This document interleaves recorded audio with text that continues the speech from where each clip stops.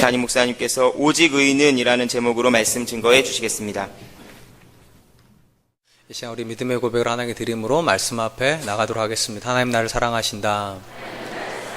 하나님은 내 인생의 크고 비밀한 계획 가지고 계신다. 하나님은 오늘도 나와 동행하셔서 그 계획 이루어 주신다. 아멘. 그렇게 될 줄로 믿습니다. 아멘. 우리 성경은 사람을 크게 죄인과 의인으로 구분을 합니다.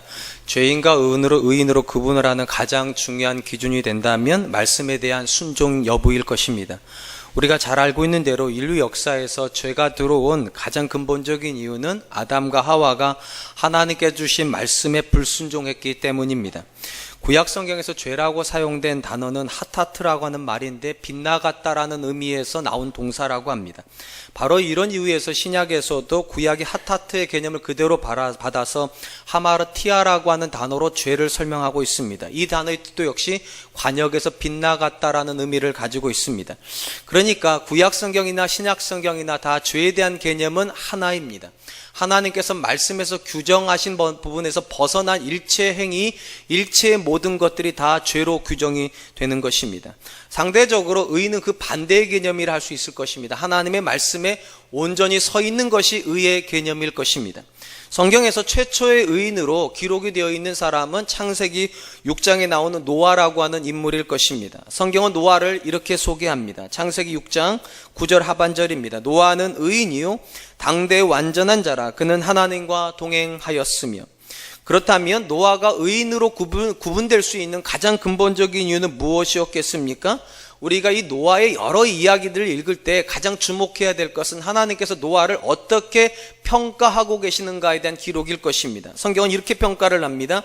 창세기 6장 22절 노아가 그와 같이 하여 하나님이 자기에게 명하신 대로 다 준행하였더라. 이 표현이 창세기 6장 22절에만 나오는 것이 아니라 7장 5절에서 다시 한번 나오는 것으로 보아도 하나님께서 노아라고 하는 사람을 평가하실 때 가장 귀하게 여기신 것은 그가 하나님의 말씀에 전적으로 순종했던 부분임을 알 수가 있습니다. 성경이 이처럼 노아의 순종에 대해서 강조하고 있는 이유는 크게 두 가지라 생각합니다. 첫째는 당시 사람들은 다 노아처럼 안 살았기 때문입니다. 우리 성경에 보니까 하나님께서 이 땅에 사람 지으신 것을 한탄했다고 되어 있죠. 그 시대가 노아 시대입니다.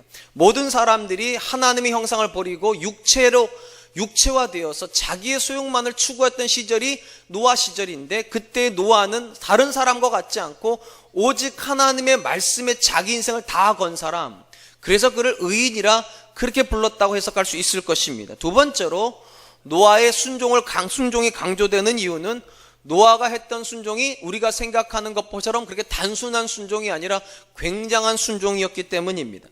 사실 노아가 몇 년 동안 방주를 지었는지에 대해서는 정확하게 알 수는 없습니다. 근데 하나님께서 홍수를 말씀하시면서 그들의 연수가 120년이 될 것이다. 그러니까 홍수까지 120년의 시간이 있을 거라고 말씀하신 이후에 노아를 불렀다는 점에서 아마도 노아는 맥시멈 120년, 최소한 100년에서 120년 정도는 방주를 지었다고 보는 것이 옳을 것 같습니다.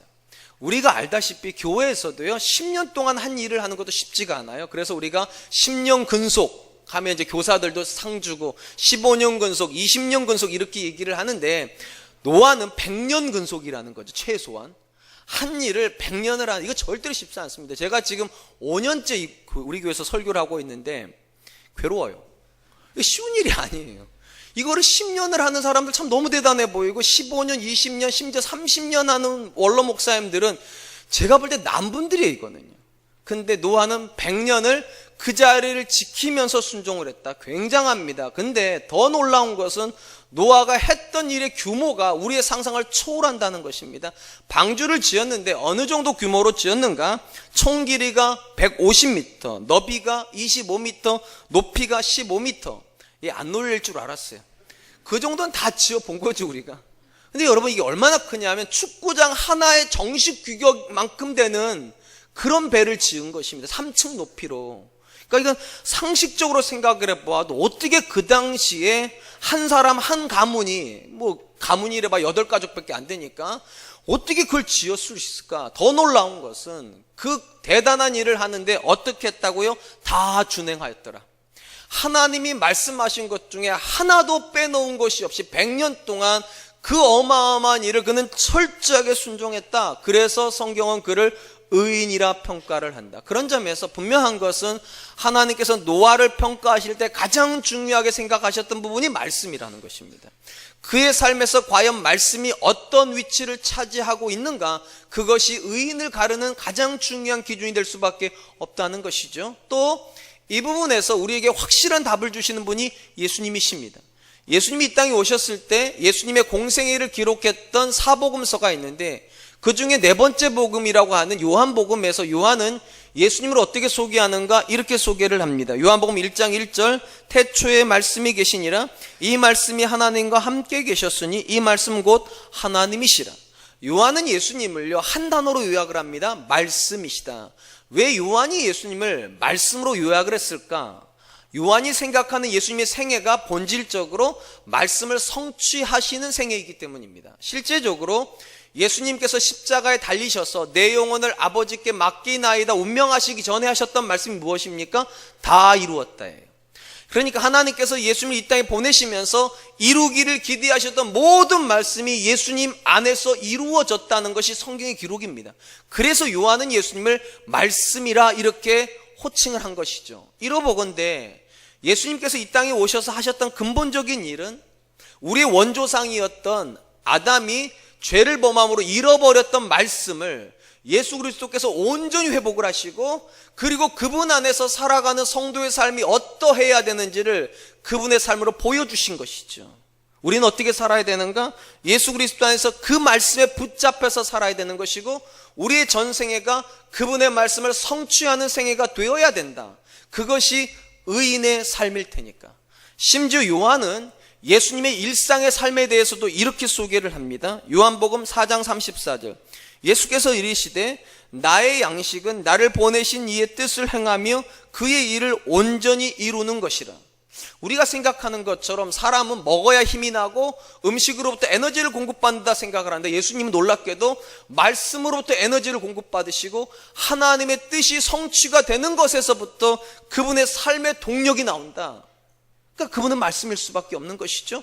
그러니까 우리가 그 예수 그리스도 안에서 구원받은 사람이라면 우리의 삶의 근본적인 동력도 말씀이어야 될 것이고, 또 우리 삶의 근본적인 목적도 말씀일 수밖에 없을 것입니다. 오늘 우리가 살펴보게 될 본문의 말씀은 누가 의인인가에 대한 구약적 관점을 우리에게 소개하고 있는 말씀이라 생각이 됩니다.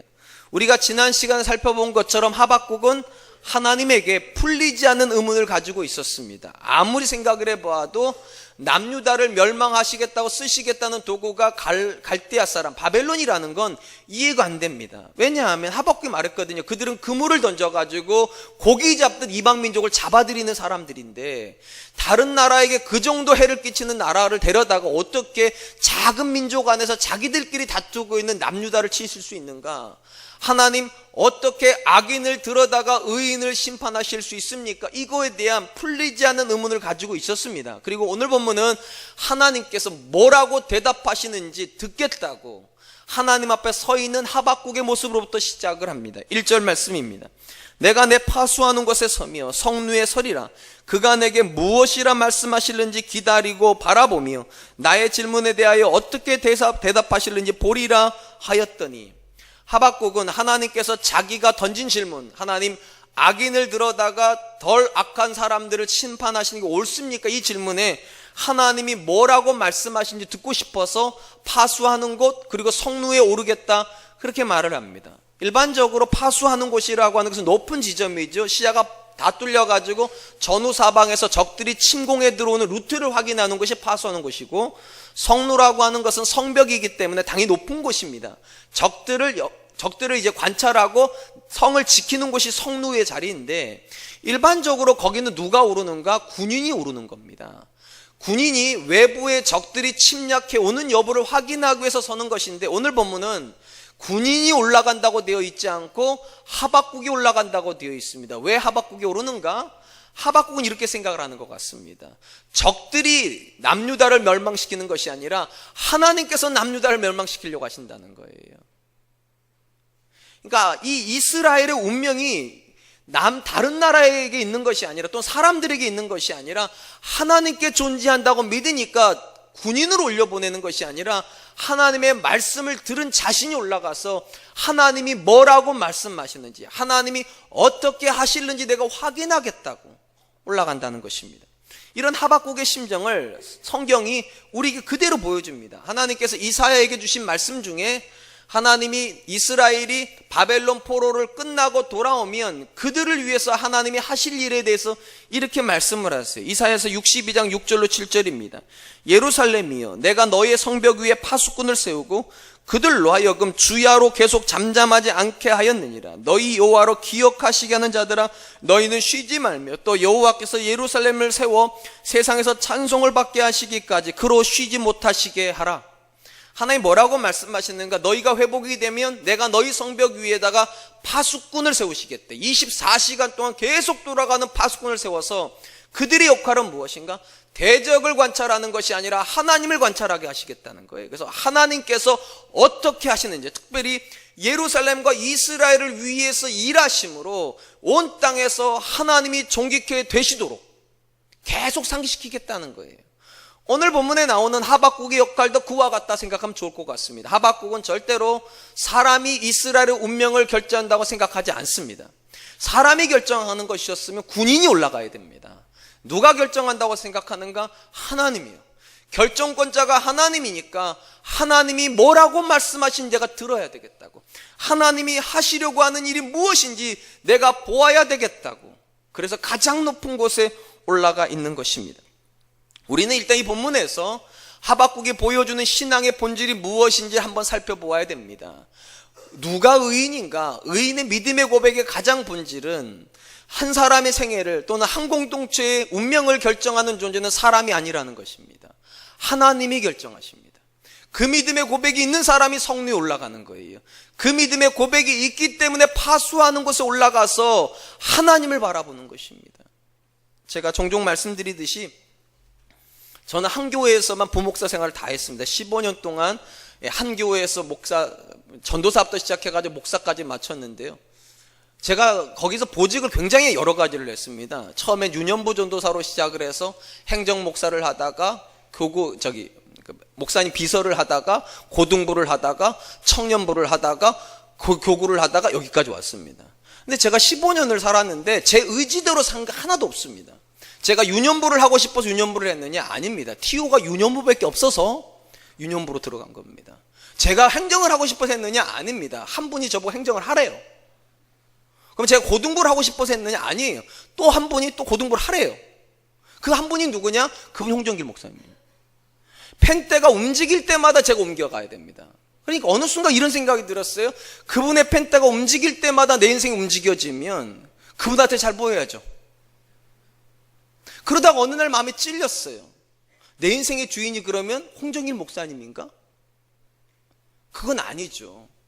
아무리 생각을 해봐도 현실적으로는 홍정일 목사님 이거 하라면 그거 해야 되고 저거 하라면 저거 해야 되고 저리 가라면 저리 가야 되는데, 제가 하나님 앞에 정직하게 서서 물어봤어요. 제 자신에게, 너의 인생의 하나님이 홍정길 목사님이냐고. 그 고백이 틀렸다는 걸 아는 순간부터 그래도 제가 이제 좀 홍정길 목사님 쳐다보겠더라고요. 그전에는 무서워서 쳐다보지를 못해서, 혹시 무서워 쳐다봤다 다른 데 가라고 그럴까봐 피해 다녀야 되고. 사랑하는 성도 여러분, 여러분 인생의 주권은 누구한테 달려 있습니까? 누가 결정합니까? 학교 선생님입니까? 교수님입니까? 직장 상사입니까? 아니면 물질입니까? 성공입니까? 권력입니까? 결국은 우리 인생을 결정하는 존재를 바라보게 되어 있습니다, 우리는요. 그리고 거기다가 힘을 실으려고 그러고 거기다가 길을 내려고 그러죠. 오늘 본문에서 하박국이 성루에 오르는 이유가 무엇입니까? 군인을 올려보내지 않고 자기가 직접 올라가는 이유가 무엇입니까? 군사력이 또는 경제력이 또는 사람의 힘이 예루살렘을 지키는 게 아니라고 믿고 있기 때문이죠. 근본적인 관점은 하나님이 결정하신다, 하나님이 주권자이다, 이 고백이 있으니까 성루에 올라가서 하나님이 뭐라고 하시는지 내가 들어야 되겠다고. 우리가 잘 아는 대로 이스라엘 역사는 사람이 만든 역사가 아닙니다. 하나님께서 아브람을 부르시면서 하나님이 직접 만든 역사예요. 당연히 하나님이 만든 역사의 주권은 하나님께 있을 수밖에 없지 않겠습니까? 만약에 우리도 똑같은 이스라엘 고백을 가지고 있다면 우리도 어떻게 해야 됩니까? 사람에게서 모든 시선을 거둬야 될 것입니다. 환경으로부터 우리 마음을 다 다시 가져와야 될 것입니다. 그리고 마음을 다하고 뜻을 다하고 힘을 다하여 하나님을 향하여 전심을 쏟아야 될 줄로 믿습니다.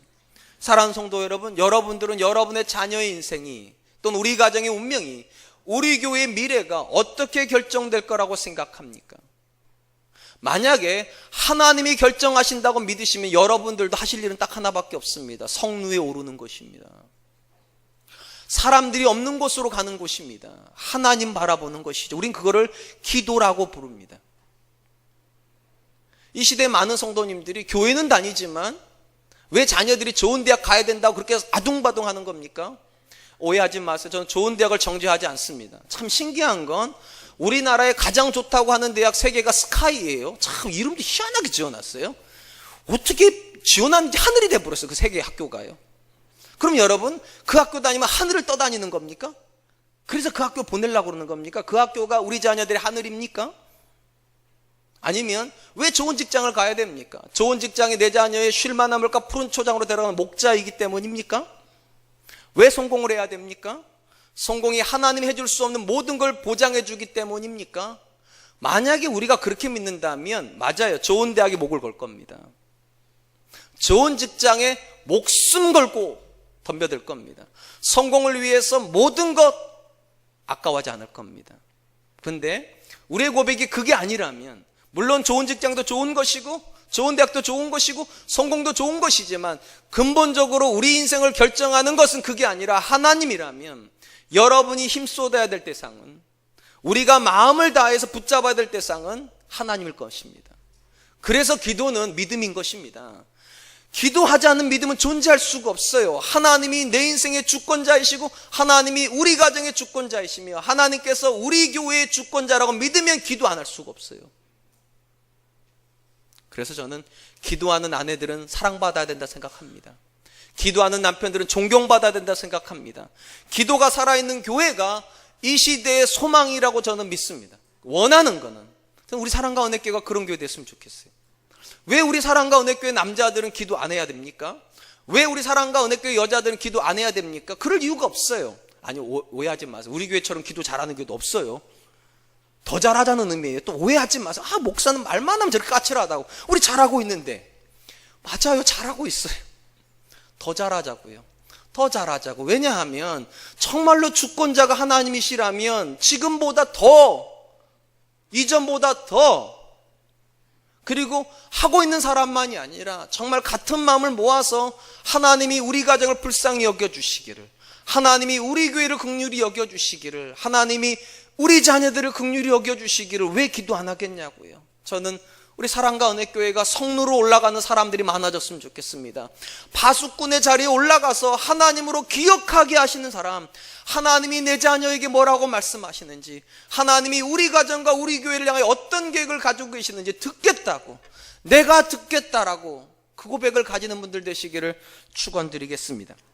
하나님 앞에 섰습니다. 지금 하박국이 뭐라고 말씀하시는지 하나님 드디어 답을 주십니다. 2절 말씀입니다. 여호와께서 내게 대답하여 이르시되 너는 이 묵시를 기록하여 판에 명백히 새기되 달려가면서도 읽을 수 있게 하라. 하박국은 이런 기대를 했을 겁니다. 하나님께서 자기가 그렇게 기도하고 성루에 오르면 이전의 계획을 철회해 주실 거라고 생각을 했는데 놀랍게도 철회를 해 주시는 것이 아니라 묵시를 주시겠다고 말씀하시고 뭐라고 말씀하시는가? 너는 이것을 판에 기록하여 달려가면서도 읽을 수 있게 해라.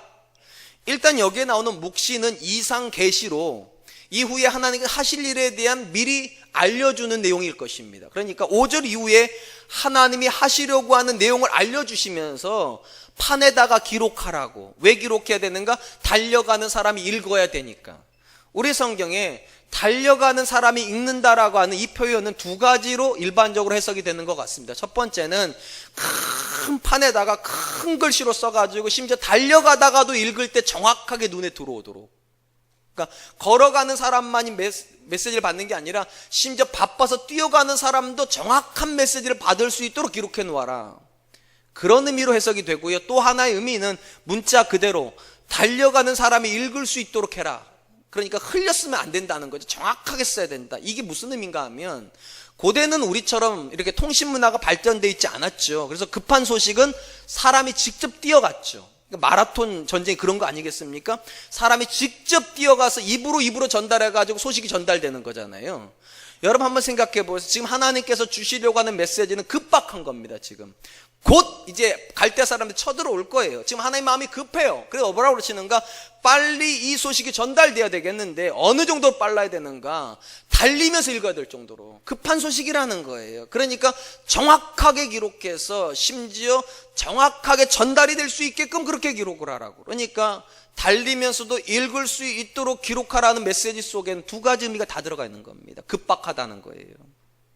이 일이 이후에 이제 하박국이 말하고 있는 이 일이 굉장히 급박한 일이고, 또한 이것은 정확하게 전달이 돼야 된다는 거예요. 왜냐하면 하나님께서 단순히 그들을 심판하시려고만 하시는 게 아니거든요. 그들 안에 분명한 계획을 가지고 있다는 사실이 전달이 돼야 된다는 거예요. 무조건 하나님이 너희 미워하시는 거 아니라고. 그러니까 하박국아, 내가 주는 메시지를 잘 듣고 정확하게 전달해라. 그러면서 하나님이 주시는 묵시의 본질이 무엇인지에 대해서도 이야기하십니다. 3절 말씀, 이 묵시는 정한 때가 있나니 그 종말이 속히 이르겠고 결코 거짓되지 아니하리라. 비록 더딜지라도 기다리라. 쥐퇴되지 않고 반드시 응하리라. 하나님 뭐라고 말씀하시는가? 이후에 내가 주는 이 메시지는 정한 때가 있다는 거예요. 정확히 말하면 70년 정도의 시간을 두고 일을 하시거든요. 하나님이 돌아올 때까지. 그러니까 정한 때가 있고 반드시 그 말씀들을 이룰 테니까 비록 더디더라도 기다려야 된다고 그렇게 말씀을 하셨습니다. 일단 여기서 우리가 신앙생활이 왜 어려운지에 대해서 답을 얻게 됩니다. 하나님 쓰신 말씀이 이래요. 비록 더딜지라도. 여러분, 우리는 다 하나님께서 우리를 향해서 선한 계획을 가지고 계시고 하나님 우리를 사랑하신다는 거 다 믿으시죠? 안 믿는 사람은 없습니다. 그러니까 제가 볼 때 우리 성도들 중에, 우리 사랑과 함께 다니는 분들 중에 믿음 없는 분들은 별로 없는 것 같아요. 다 믿음이 있습니다. 근데 문제는 무엇인가? 이 믿음이 열매를 맺는 사람 별로 없다는 겁니다. 하나님께서 주시는 복을 받는 사람 그렇게 많지 않고요, 하나님의 사랑을 느끼면서 신앙생활하는 사람 그렇게 많지 않아요. 왜냐하면 이게 믿음의 문제가 아니고 기다림의 문제이기 때문입니다. 비록 더딜지라도 기다리라. 만약에 믿음이요, 내가 지금 믿어서 지금 뚝 떨어지는 거라면 다 성공합니다. 근데 나는 분명히 하나님께서 선한 계 가지고 계시고 우리 가정에게 하나님께서 크고 비밀한 역사를 일으키실 것을, 또한 하나님 우리를 사랑하신다고 다 믿는데도 어찌된 일인지 하나님의 사랑이 내게서 비껴가는 것 같고, 하나님 나를 모르시는 것 같고, 심지어 우리 인생의 계획을 안 가지고 계신 것 같은 그런 문제를 만나요. 분명히 믿음은 있는데 하나님의 응답이 더뎌요. 거기에 문제가 있습니다. 우리가 잘 아는 것처럼 아브라함의 예를 한번 들어보죠. 아브라함은 믿음에 실패한 사람은 아닙니다. 왜냐? 그는 굉장한 믿음 있는 사람이에요. 하나님께서 아브라함을 만나실 때가 75세의 나이입니다. 그때 하나님께서 그에게 어떤 약속 주십니까? 땅에 대한 약속과 민족에 대한 약속을 주십니다. 민족에 대한 약속은 자녀를 주시겠다는 전제를 가지고 있는 거예요. 그거 한번 물어볼게요. 75세에 자녀 낳는 겁니까? 그거 믿을 수 있어요? 제가 여러분들에게 75세도 자녀 낳을 줄로 믿습니다 하면 아멘 하실 분. 아마 그거 아멘 하면은 누가 앞에 찌를 거예요. 그 아무거나 아멘 하지 말라고. 근데 놀라운 것은 하나님께서 아브라함에게 75세인 그에게 자녀를 주시겠다고 약속을 했는데 성경 뭐라고 기록을 하는가? 창세기 15장 6절, 아브라함이 여호와를 믿으니 여호와께서 그 일을 그의 의로 여기시고. 사실은 전혀 믿을 수 없는 내용을요, 75세 아브라함 믿어버렸습니다. 그는 믿음에 성공한 사람이에요. 근데 그 다음에 문제가 벌어지죠. 기다림에 실패하게 됩니다. 1년이 지나도, 2년이 지나도, 5년이 지나도, 10년이 지나도 하나님 강간무소식이에요. 그러자 누가 옆에서 옆구리를 찌르죠? 살아가요. 언제까지 기다리려고 그러냐고, 언제까지 그러고만 있으려고 그러냐고, 빨리 내 몸적인 하갈에게 들어가라고, 그로 통해서 내가 자녀를 얻겠다고. 결국 그렇게 해서 이스마엘이 태어나 버리죠.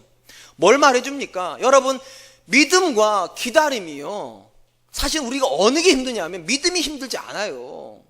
주일날 이렇게 말씀드리면 사실은요, 예수님 안 믿는 사람들은 여러분 택도 없는 사람들이라고 그럴 겁니다. 눈에 보이지도 않는 하나님이 사랑한다고 하면 아멘하고, 손에 잡히지도 않는 계획을 얘기하면 또 아멘하고, 심지어 울기까지 해요.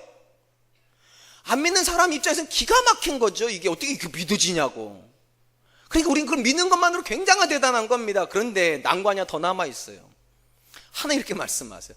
비록 더딜지라도. 본질이 더디다는 겁니다.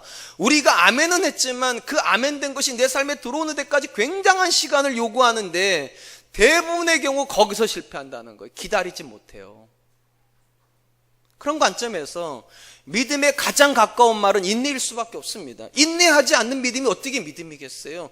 인내하지 않는 믿음이 어떻게 역사를 일으키겠냐고요. 아브라함에게서 보여주는 모습이 그겁니다. 인내하지 않는 믿음은 결국은 아무 역사도 일으키지 못하는구나. 그러므로 사랑하는 성도 여러분, 비록 더딜지라도 이게 신앙의 본질입니다. 우리의 생각과 하나님의 생각이 다릅니다. 우리의 방법과 하나님의 방법이 다릅니다. 대부분의 경우 하나님은 우리보다 더디십니다. 대부분의 경우 하나님은 우리보다 생각이 높으셔가지고 우리 방식도 일을 안 하십니다. 그렇기 때문에 반드시 버려야 되는 것이 있습니다. 조바심 버려야 됩니다. 하나님, 저는 하나님을 믿습니다. 지금 역사해 주세요. 이런 믿음으로는 하나님의 뜻 못 이룹니다. 여러분, 조바심이 얼마나 무서운 것인지를 보여주는 예가 있죠. 우리가 잘 아는 사울이라고 하는 사람이요. 사실 사울은 굉장한 은혜를 입은 사람이죠. 이스라엘의 왕정시대 초대 왕이잖아요. 여러분, 뭐든지 처음 하는 건 굉장히 귀한 거잖아요. 그죠? 사울이 초대 왕이 된 거 굉장히 귀한 거고, 저도 사랑과 은혜교회 초대 목사가 된 거 굉장히 귀한 겁니다. 감사합니다. 저 그렇게 생각해요. 이거 아무나 할 수 있는 건 아니지 않아요. 물론 제가 자격이 있어서가 아니라 좌우지간 사울도 자격이 있어서는 아닐지 모르겠지만 하나님께서 그에게 이스라엘의 초대왕이라고 하는 거룩한 직책을 주셨습니다. 그런데 이 초대왕이라고 하는 이 직책이 한순간에 날아가 버립니다. 어떻게 해요? 기다림에 실패를 했어요. 우리가 잘 아는 대로 사울의 생애에 큰 대적이 있었습니다. 그게 블레셋이에요. 사울이 왕으로 세워졌다는 이야기를 듣고 어마어마한 군대를 이끌고 쳐들어옵니다. 사울이 보아도, 한눈에 보아도 못 이길 군대예요. 근데 기대하는 게 하나가 있어요. 하나님이 은혜 주시면 우리가 싸울 수 있다. 백성들도 다 숨어 있으면서 그걸 기대해요. 하나님께서 은혜 주실 때를 기다려요. 그리고 약속된 게 있어요. 7일 후에 사무엘이 와주겠다고. 그리고 사무엘이 제사를 드리면 하나님의 임재를 볼 것이고, 하나님의 임재를 보면 이스라엘은 용기백배해서 블레셋과 싸울 수 있을 거다. 그게 사울의 계산이었습니다. 그런데 딜레마가 벌어집니다. 성경이 이렇게 기록을 해요. 사무엘상 13장 8절, 사울이 사무엘이 정한 기한대로 이레 동안을 기다렸으나 사무엘이 길갈로 오지 아니하며 백성이 사울에게 흩어지는지라. 7일을 약속을 했는데 7일의 시간이 지났는데도 사무엘이 오지 않아요. 더 큰 문제는 백성들이 거기서 낙심해서 떠나기 시작을 합니다.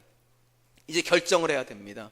떠나가는 백성들을 그대로 놔두고 끝까지 기다릴 것인가, 아니면 떠나가는 백성들을 붙잡기 위해서 내가 제사를 드릴 것인가. 사울은 후자를 선택합니다. 떠나가는 백성을 붙잡기 위해서 스스로 제사를 드렸습니다. 근데 굉장한 아이러니가 성경에 이렇게 기록이 되어 있어요. 사무엘상 13장 10절 상반절입니다. 번제 드리기를 마치자 사무엘이 온지라. 참 안타까워요. 번제 드리는 데까지 몇 시간 걸렸을까요? 각 뜨고 피 빼고 올리는 데까지. 저같이 조금 빠른 사람이면 1시간, 여러분처럼 조금 더디면 1시간 반. 그 내외겠죠, 그죠? 그러니까 1시간 반 정도의 시간에서 사울의 운명이 결정돼 버렸습니다. 그가 믿음 없는 사람 아니에요. 여러분, 믿음 있으니까 제사 드리는 거 아닙니까? 믿음 있으니까 하나님을 바라보는 거 아니냐고요. 그런데 성경은 그런 사울을 믿음 있다고 평가하지 않습니다. 왜요? 기다릴 줄 모르니까요. 여러분들이 이 자리에서 다 고개 숙 끄덕이시면서 내가 하나님 믿습니다, 하나님께서 나 사랑하시고 우리 가정에 크고 비밀한 계획까지 준 건 나 다 믿습니다 하면서 나가시면서 하나님 지금 당장 응답하세요. 그건 믿음일 수 없죠. 사무엘이 너무 안타까워서 이렇게 이야기를 합니다. 사무엘상 13장 13절로 14절. 사무엘이 사울에게 이르되 왕이 망령 때에 행하였도다. 왕이 왕의 하나님 여호와께서 왕에게 내리신 명령을 지키지 아니하였도다. 그리하였더라면 여호와께서 이스라엘을 위해 왕의 나라를 영원히 세우셨을 것이거늘 지금은 왕의 나라가 길지 못할 것이라 여호와께서 왕에게 명령하신 바를 왕이 지키지 아니하였으므로 여호와께서 그의 마음에 맞는 사람을 구하여 여호와께서 그를 그의 백성의 지도자로 삼으셨느니라. 사무엘이 두 번이나 강조한 것이 무엇입니까? 왕이 하지 말아야 될 일을 했다는 거예요. 어떻게 왕이 하나님의 명령을 버릴 수 있냐고. 드려야 될 사람이 있잖아요. 드리기로 정해져 있는 사람이 있단 말이에요. 제사장이 드려야 되는 거잖아요. 하나님이 뽑아 세우신 그 사람이 드려야 되는데 아무리 급하다고, 아무리 하나님을 믿는 믿음일지라도 길이 아니면 가지 말아야 되는데 가버렸다는 거죠. 급하다고. 사랑하는 성도 여러분, 신앙의 여정의 본질은 우리 뜻이 이루어지는 거 아닙니다. 하나님 뜻이 이루어지는 겁니다. 그리고 하나님의 뜻은 우리가 못 이룹니다. 하나님이 이루시는 거예요. 물론 하나님께서 우리에게 능력 주심으로 이루시는 거예요. 그때까지 기다리는 게 믿음이에요. 그러니까 저는 기본적으로 우리의 개념이 바뀌어야 된다고 생각을 합니다. 우리는 믿습니다가 믿음이라고 생각하지만 기다리는 게 믿음입니다. 하나님께서 내 자녀의 인생에서 일하실 때까지 기다리는 게 믿음이고, 우리 가정 가운데 그분의 뜻이 성취될 때까지 끝까지 그 자리를 지키는 게 믿음이고, 우리 교회 안에서 하나님께서 역사하실 때까지 우리가 그분을 향하여서 잠잠히 기다리고 때로는 기도하면서 기다리는 거, 그게 믿음인 것입니다. 근데 이게 쉽지가 않아요. 이게 쉽지 않기 때문에 성경의 저자들이 왜 여호와를 기뻐하라고 말씀하는 줄 아십니까? 왜 친밀하게 하나님과 교제해야 된다고 말하는 줄 아세요? 이 친밀함이 확신을 주기 때문입니다. 친밀함 속에 하나님을 만나고 있는 사람은 길게 기다리는 시간 속에서 낙심하지 않을 수가 있어요. 요셉은 13년을 기다리죠. 애굽에 17살에 끌려갔다가 30살에 총리가 된단 말이죠. 이 13년이 굉장히 긴 시간이지만 또 굉장히 고통스러운 시간이잖아요. 노예 생활도 해야 되고 심지어 감옥에도 내려가니까. 그런데 그거 어떻게 기다립니까? 거기 성경에 답이 나와 있어요. 하나님과 동행하였더라. 동행하는 시간은 견딜 수가 있다니까요. 그냥 막연히 기다리는 시간은 못 기다려도 하나님과 오늘을 동행하는 사람은 오늘을 기다릴 수 있고, 내일을 기다릴 수 있고, 한 달을 기다릴 수 있고, 10년을 기다린다는 거죠. 다윗도 마찬가지죠.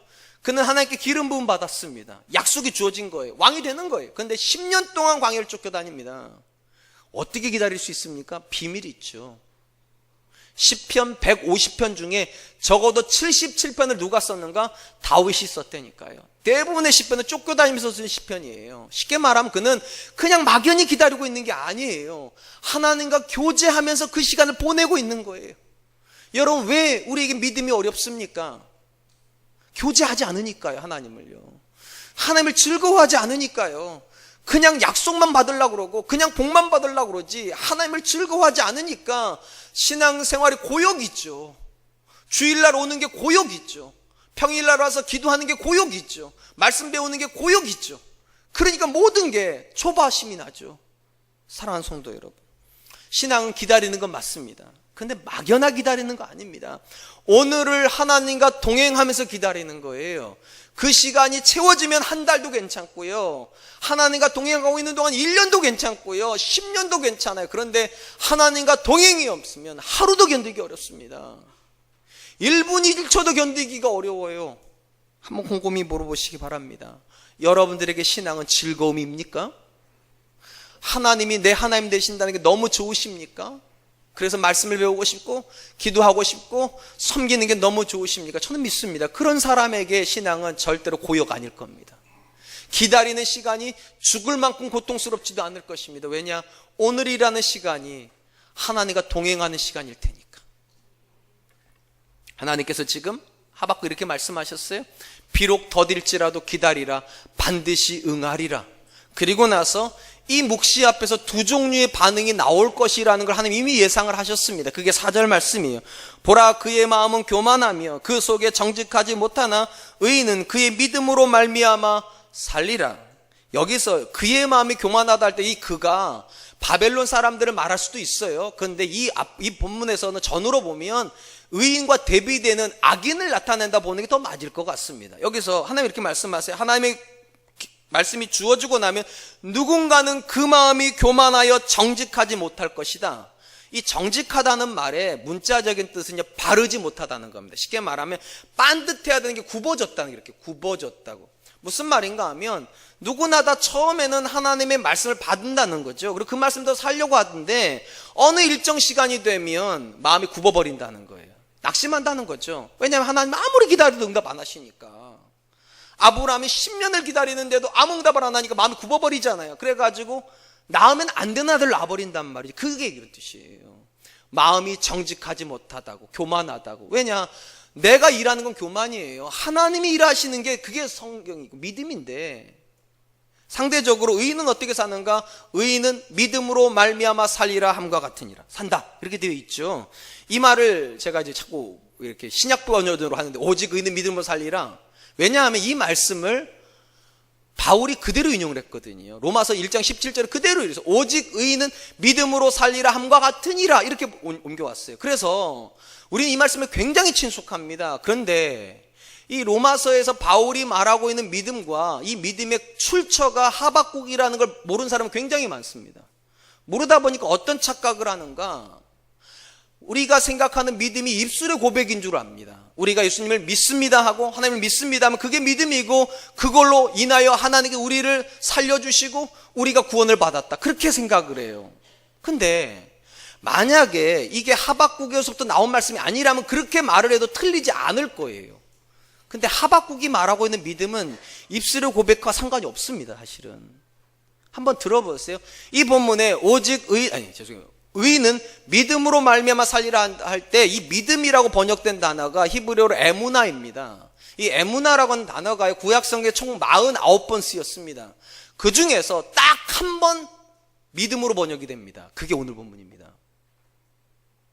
그래서 학자들이 이렇게 생각을 합니다. 이건 사실 믿음으로 번역되면 안 된다는 거예요. 왜냐, 한 번도 에무나가 믿음으로 번역된 적이 없다는 거. 그럼 왜 믿음으로 번역을 했는가? 바울이 이 단어를 믿음으로 받았기 때문에 바울이 영향을 받아서 성경을 번역하는 구약의 학자들도 그걸 믿음으로 썼다는 거예요. 근데 저는 그게 틀렸다고 말하고 싶지 않아요. 왜냐하면 이 에무나라고 하는 단어 안에 믿음의 본질이 들어가 있다 생각하면 돼요. 그러면 에무나의 본질이 뭐냐? 견디는 거예요. 에무나가 주로 세 가지로 번역이 됩니다. 견딘다, 진실하다, 성실하다.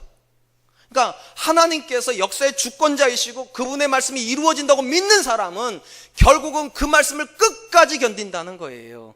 끝까지 진실하다는 거예요. 끝까지 여호와의 성실을 식물로 삼고 나도 하나님께 성실하다는 거예요.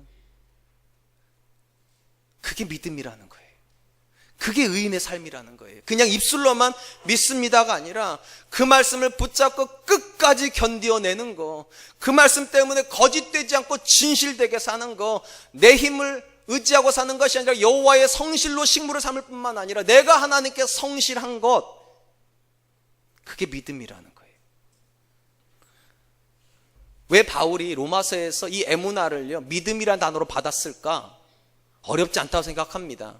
바울이 생각했던 믿음은 추상적인 개념이 아닙니다. 물론 1장부터 11장까지, 로마서 1장부터 11장까지 믿음의 이론적인 이야기를 하죠. 우리가 어떻게 구원을 받았는지, 그리고 입으로 시인하여 구원을 이룬다, 그런 고백까지 한 걸 보니까 분명히 그가 생각하는 믿음 안에는 분명 고백적 요소가 들어가 있어요. 그런데 결국 그가 말하고 싶었던 것의 본질이 무엇인가? 그게 로마서 12장 1절입니다. 이렇게 되어 있어요. 그러므로 형제들아, 내가 하나님의 모든 자비하심으로 너희를 권하노니 너희 몸을 하나님이 기뻐하는 거룩한 산제물로 드리라. 이는 너희가 드릴 영적 예배니라. 바울이 생각하는 믿음의 결정이 뭐냐? 결국은 에무나라는 거죠. 우리의 전 삶을 하나님께 드리고 그분의 말씀을 끝까지 붙잡고 있는 것, 그분의 말씀 때문에 철저하게 진실한 것, 하나님의 성실로 이 땅을 살아가는 것. 사랑하는 성도 여러분, 여러분이 고백하는 믿음은 뭡니까?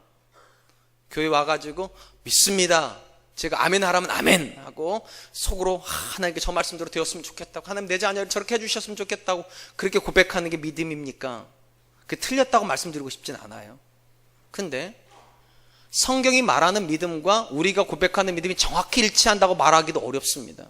왜냐하면 바울이 하박국서를 가지고 올 때 그가 썼던 단어가 원래는 에무나래니까요. 그 단어는 막연한 고백이 아니에요. 견디는 거예요. 진실한 거예요. 성실한 거예요. 여호와의 성실로 식물을 삼고 내가 하나님께 성실한 거예요. 의인이 누구입니까? 결국은 하나님 앞에서 끝까지 견디는 자예요. 그분의 말씀이 성취가 될 거니까, 하나님께서 역사의 주권자이시니까 결국은 그분이 일하실 거니까 그분을 끝까지 바라보고 그분의 말씀이 이루어지는 현장에 내가 서 있겠다고 거짓되이 행하지 않고 끝까지 그분을 따라서 성실하게 그 길을 걸어갈 수 있는 사람, 그 사람이 의인이죠. 저는 이 자리에 앉아있는 우리 사랑과 은혜교 성도님들이 그 의인의 삶을 마음으로 목표 삼을 수 있기를 축원드리겠습니다. 이제 말씀을 맺겠습니다. 오늘 본문의 하박국은 하나님의 응답을 듣기 위해서 파수하는 것과 성루에 올라갑니다. 여기서 제가 의인의 삶의 본질을 말씀을 드렸어요. 의인은 뭐를 믿는 사람입니까? 인생의 주권이 하나님께 있음을 믿는 것입니다. 사람이 결정하지 않습니다.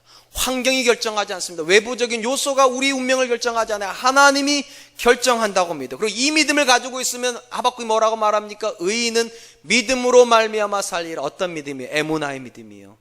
끝까지 하나님의 말씀을 붙잡고 견뎌내는 거, 그 말씀을 가지고 죄악된 세상과 싸워서 진실을 지켜내는 거, 내 힘으로 사는 것이 아니라 여호와의 성실을 식물로 삼아서 하나님께 내가 오늘도 성실히 사는 것, 그것이 의인이라면 저는 우리 사랑과 은혜교회 고백하는 믿음도 그 믿음이 되었으면 좋겠습니다. 하나님 붙잡으십시다. 그리고 하나님 때문에 그 말씀을 오늘 살아내겠다고 결정하고 그 말씀 앞에서 진실하고 그 말씀 앞에서 성실하게 살겠다고 결심하는 이번 한 주간 되시기를 주님의 이름으로 축원드리겠습니다. 우리 찬양할 텐데요, 주님 말씀하시면 찬양하려고 합니다. 가사가 참 근사해요. 주님이 말씀하시면 제가 움직이겠습니다. 근데 주님이 멈추라고 하시면 저는 멈추겠습니다. 내가 가는 거, 내가 멈추는 거, 내가 원하는 거, 내가 포기하는 거 다 결정이 하나님의 말씀으로부터 옵니다. 하나님, 내가 그런 사람 되게 해주십시오. 이 찬양 부르면서 하나님, 내 삶도 말씀과 관련 있게 해주시고 내 삶이 말씀을 이루는 삶이 되게 하여 주시옵소서. 우리 찬양하겠습니다.